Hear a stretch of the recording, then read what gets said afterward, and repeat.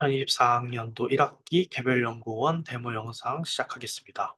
개별연구 주제는 제슨을 활용한 DC 모터의 PID 제어입니다. 목차는 다음과 같습니다. 개별연구원의 연구 목표는 인베디드 리눅스 환경에서의 하드웨어 입출력 제어와 제슨을 이용한 DC 모터의 PID 컨트롤입니다. 주차별 연구 계획은 다음과 같이 수립하였습니다. 첫 주차에는 선행 사례 조사를 진행하였습니다. 먼저 제슨을 활용한 모터 하드웨어 구동 사례를 조사하였습니다.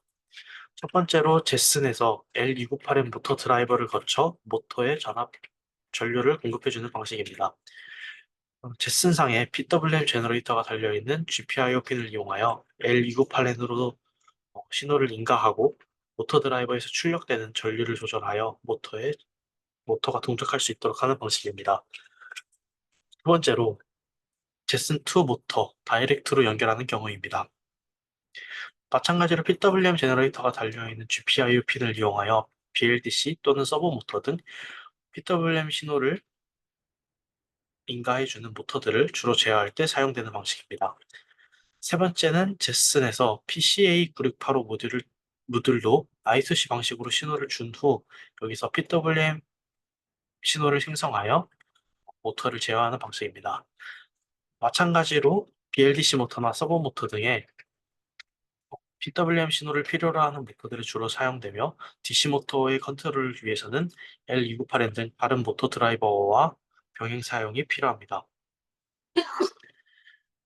그 다음으로 조사한 것은 제슨과 모터를 활용한 프로젝트입니다.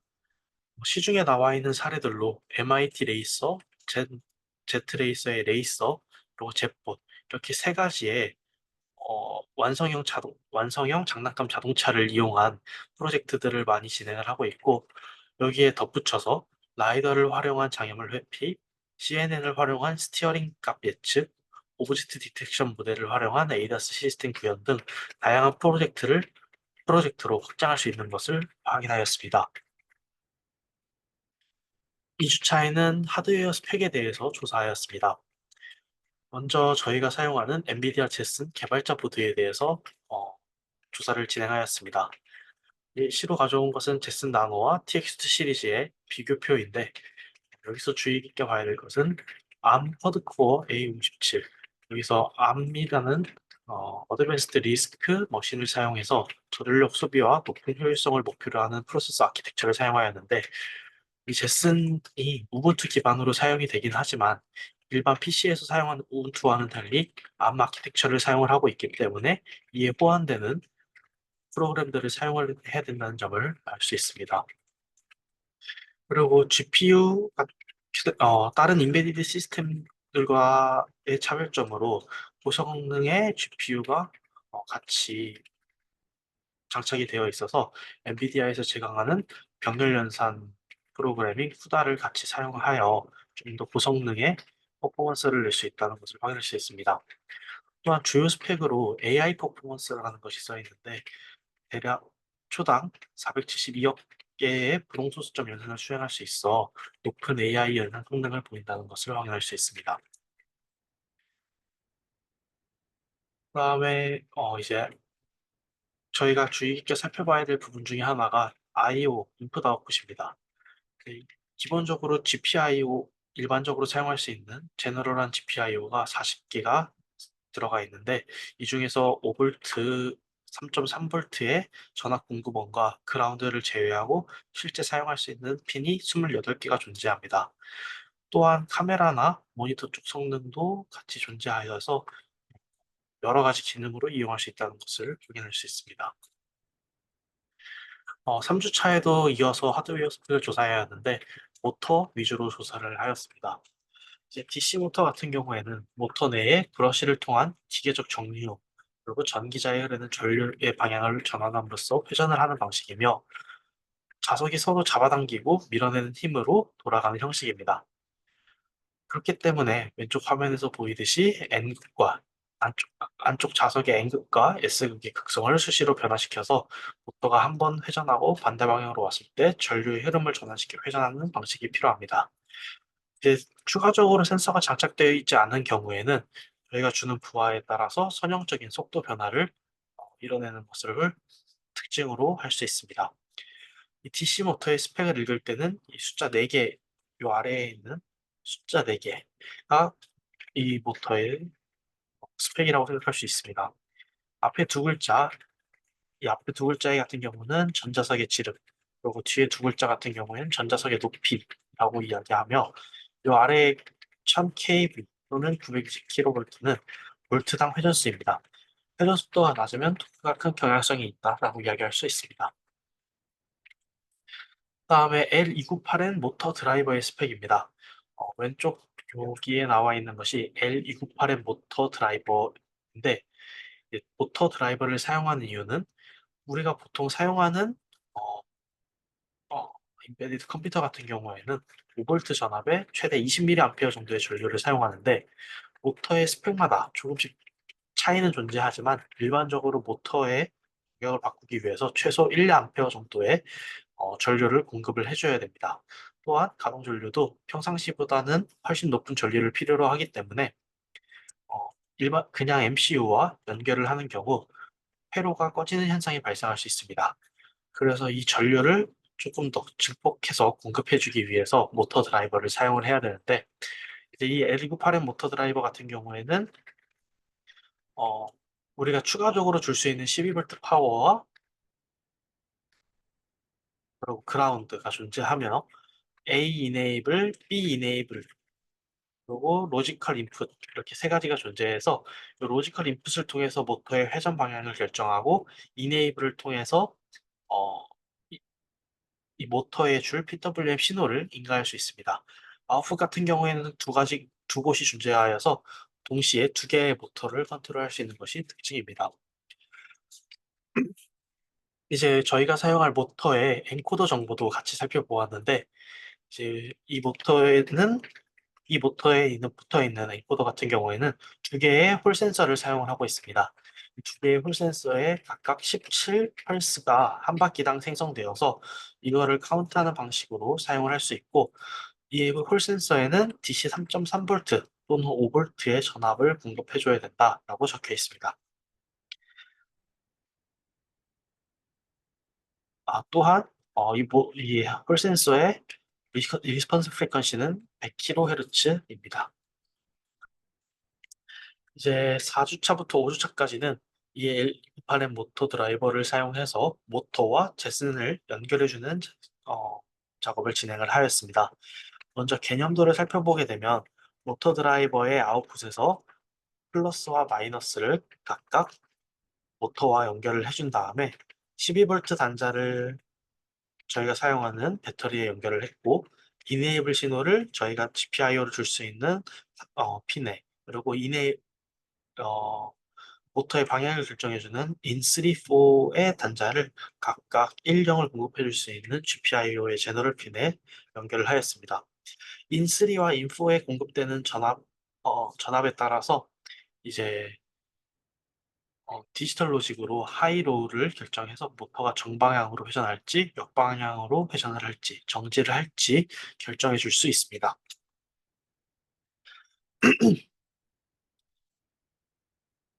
이제 여기서 사용할 수 있는 GPIO 핀을 찾기 위해서 데이터 시트를 통해서 이렇게 조사를 하였고, 데이터 시트 상에서 13번 핀, 15번 핀, 18번 핀 이렇게 세 개의 핀이 PWM 단자로 사용될 수 있다는 것을 확인을 하고, 이 중에서 18번 핀을 사용하기로 최종적으로 결정을 하였습니다.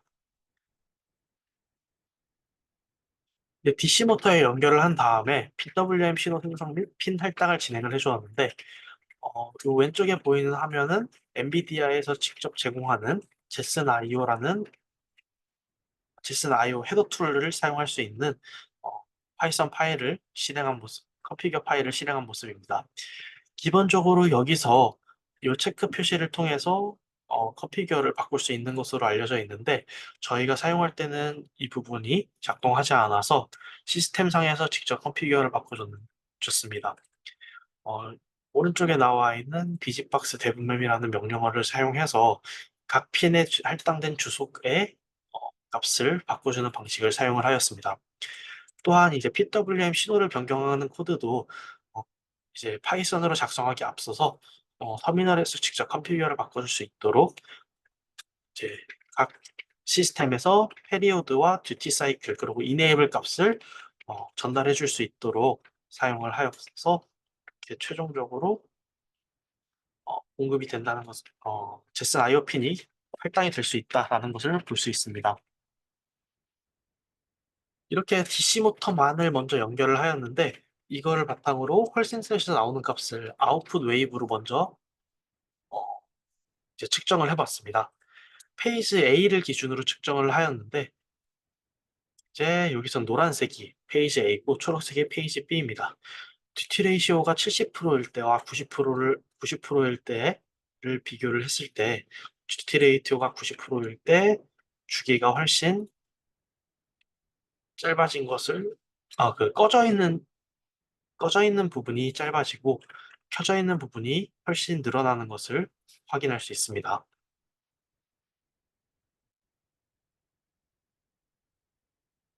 그 다음에 이제 홀 센서 아웃풋을 9주차에는 확인을 하였는데 홀 센서 아웃풋 같은 경우에는 페이지 A와 페이지 B에 나오는 값을 우선 그대로 측정을 하였습니다. 이런 식으로 시스템상에 페이지 A 밸류와 페이지 B의 밸류가 그대로 측정이 되는 것을 확인할 수 있고 마찬가지로 값의 정확한 측정이 되고 있는지 확인을 하기 위해서 오실로스코프를 이용하여 측정을 하였습니다. 50%일 때와 80%일 때 이렇게 각각 우리가 그 로지컬 하이 시간이 훨씬 길어지는 모습을 이렇게 확인할 수 있었습니다. 이제 9주차부터는 시스템 컨피규어상이 아니라 파이썬 모듈을 통해서 처리하기 위해서 조사를 진행하였고 이제 제슨 GPIO라는 라이브러리를 사용을 해서 코드를 작성을 하였습니다. 이제 이 코드 같은 경우에는 홀 센서에서 받아올 값 두 개 A상과 B상의 인풋 핀을 지정을 하고 어, 이 A와 B에서 들어온 값들을 실시간으로 측정을 해서 플롯을 해주는 그런 코드를 작성을 하였습니다. 아까 이제 피겨의 값들이 저희가 설정해준 PWM 값에 따라서 주기가 달라지는 것을 확인할 수 있습니다. 이제 이 홀 센서를 이용해서 처리를 해야 되는데 저희가 필요한 값은 RPM 값입니다. RPM이란 라운드 퍼 미닛 1분당 회전수인데 이 회전수를 측정하기 위해서 아까 엔코더의 스펙상에서 측정했던 17 펄스 퍼 라운드를 이용해서 진행을 할 예정입니다. 이제 RPM 값은 라운드 퍼 미닛이기 때문에 60 곱하기 라운드 퍼 초로 생각할 수 있습니다. 다시 이 라운드 퍼 초는 펄스 카운트를 17로 나눈 값이기 때문에 이제 라운드 퍼 미닛은 60 곱하기 펄스 카운트 나누기 17이라고 할 수 있고 이거를 실시간으로 관측하기 위해서 어느 정도 오차가 발생할 수밖에 없는데 이를 커버하기 위해서 샘플링 타임별로 RPM을 측정하기 위해서 여기다가 60 곱하기 펄스 카운트 나누기 17 곱하기 샘플링 타임으로 해서 우리가 설정한 샘플링 타임 간의 회전수를 바탕으로 RPM 계산이 가능하도록 설계를 진행을 하였습니다. 그렇게 진행을 하였을 때 저희가 작성한 코드가 이런 식으로 작성이 되게 됐고 저희가 준 듀티 라티오 70%, 85%, 100%에 따라서 각각의 RPM이 이렇게 일정하게 측정이 되는 모습을 확인할 수 있어서 저희 코드가 이제 정확하게 RPM을 잡아내고 있다라고 생각을 할 수 있습니다.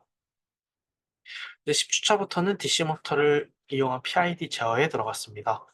이제 PID 컨트롤 같은 경우에는 이제 에러 칼큘레이트를 하게 되는데 먼저 D항에 들어가는 델타 에러는 커렌트 에러에서 프리비어스 에러를 뺀 그대로의 값, 그리고 I 제어에 들어가는 ACC 에러 값은 ACC 에러 값의 리얼 에러 값을 누적한 값. 그리고 리얼 에러는 P 제어에 들어가는 타겟 빼기 커렌트의 값, 가장 기본적인 에러라고 생각을 할 수 있고요. 이제 PID 제어는 이제 P 개인의 저희가 수치적으로 설정한 P 개인의 리얼 에러를 곱한 것, I 개인의 ACC 에러 곱하기 DT를 곱한 값, D는 D 개인의 델타 에러를 DT로 나눈 값이 들어가게 돼서 이 세 개의 개인을 다 더해서 측정을 하게 되고, 그렇게 해서 설계된 PID 제어기는 입력을 받은 값과 피드백 값이 어, 뺄셈이 되고, 여기서 이 뺄셈을 통해서 에러를 측정해내서 PID 개인, 요 calculate 에러를 통해서 PID 제어값을 찾아내고, 이거를 모두 썸을 해서 L298N의 PWM 신호로 보내줍니다. 이 보내준 신호는 L298N 내에서 전류로 전환돼서 모터에 전원을 공급해주고, 그럼 모터가 돌아가는 펄스에 따라서 펄스 to RPM, 펄스에서 다시 RPM으로 전환이 되게 될 겁니다. 이 RPM 값이 다시 여기서 피드백으로 들어가게 되고, 이 과정이 반복되는 피드백 제어라고 생각을 하면 됩니다. 이제 이렇게 해서 식으로 정리를 하자면, 우리가 출력되는 값 UT는 KP 곱하기 에러 T 더하기 KI 곱하기 적분값의 에러 타우 델타 타우, 그리고 KD 곱하기 DT분의 D 에러 T라고 할 수 있습니다. 그래서 PID 컨트롤 코드, PID 컨트롤 코드는 이런 식으로 작성이 되었으며,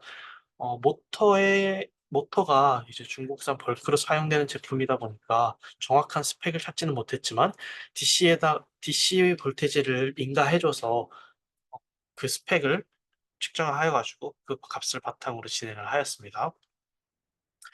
이제 시뮬링크를 통해서 PID 개인 값을 주기 위해서 먼저 이 저희가 공급해주는 GTB에 따라서 RPM 값이 어떻게 나오는지 관계식이 필요했기 때문에 DTB당 RPM을 측정을 했고, 이 측정한 값을 바탕으로 이 측정한 값은 이제 여러 번의 값을 평균을 낸 값이며, 이 값을 기준으로 해서 가장 가까운 비선형 보관을 할 수 있도록 식을 작성을 하였습니다.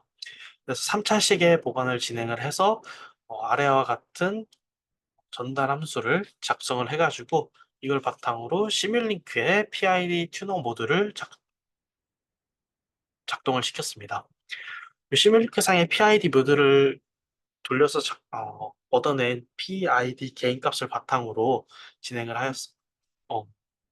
PID 개인 KP, KI, KD 값을 넣어주게 되었고, 그 결과 지금 여기서 보시는 것과 같이 어, 부하가 없는 상태에서 PID 값이 없을 경우에는 이 파란색의 실제 값과 노란색의 목표 값이 심하게 오차가 나면서 위아래로 흔들리는 모습을 확인할 수 있는 반면, 저희가 거기 시뮬링크를 통해서 설정한 KP, KI, KD 값을 넣어준 결과 목표 값에 근사하게 다가갈 수 있도록 설정이 되는 모습을 확인할 수 있고, 이를 좀 이제 부하를 주기 위해서 이런 식으로 타이어를 놓고 진행한 결과 다시 한번 포커프 피팅을 진행을 하였습니다. 마찬가지로 가장 근사된 값은 3차 방정식, 3차 값이어서 이런 식으로 3차 전달함수를 놓고 마찬가지의 방식으로 진행을 하였고, 여기서는 부하가 있었기 때문에 조금 더 오랜 시간이 들여서 타겟 값에 가까워지고 약간의 오버슈팅이나 언더슈팅이 나는 모습을 확인할 수 있었는데, 이런 식으로 여러 번을 똑같이 해도 타겟 값에 가까이 가려는 경향을 확인할 수 있었습니다. 이제 이 프로젝트를 진행을 하고서 최종적으로 타겟 RPM 값을 바꿔가면서 부하가 없을 때와 부하가 있을 때 각각의 이런 최종적인 아웃풋을 확인을 해 보았는데, 이제 여기서 요 아이보리색 카키색의 값이 저희가 설정한 RPM이고 파란색의 값이 실제 측정된 RPM의 값입니다.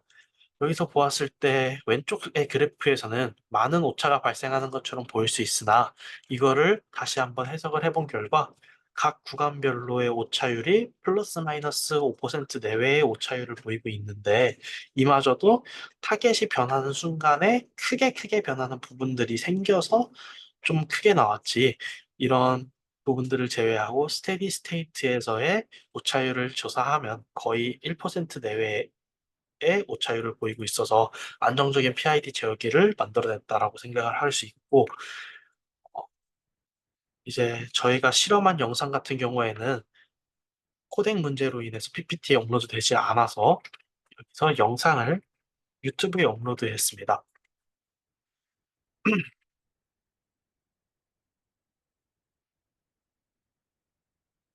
이제 이런 식으로 진행이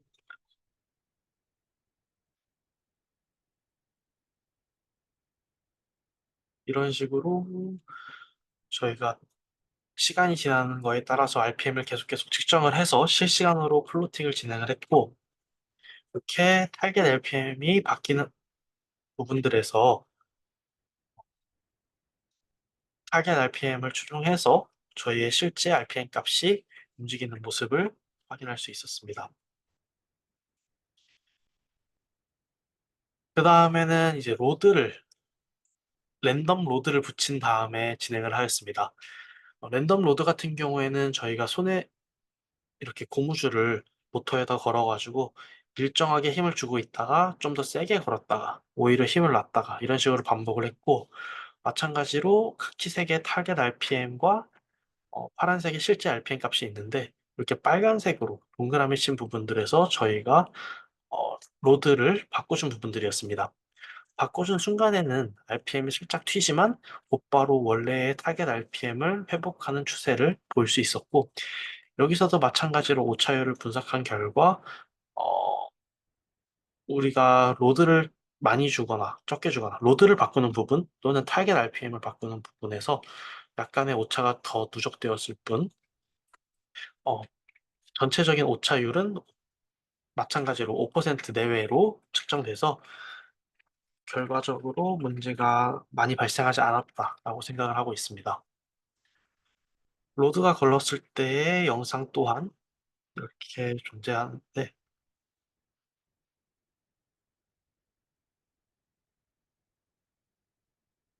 이제 이런 식으로 시간이 가도 잠깐 동안 오버스티어나 언더스티어가 나는 모습은 보이지만 결과적으로 어, 원하는 타겟 RPM 값을 수렴하는 모습을 확인할 수 있었습니다. 다만 이제 로드 중에서 타이어 로드 같이 좀 큰 로드를 거는 경우에 대해서는 오버스티어나 언더스티어가 나는 경향이 좀 많이 있어서 이 부분이 조금 추후 개선이 필요한 부분으로 생각을 하고 있습니다.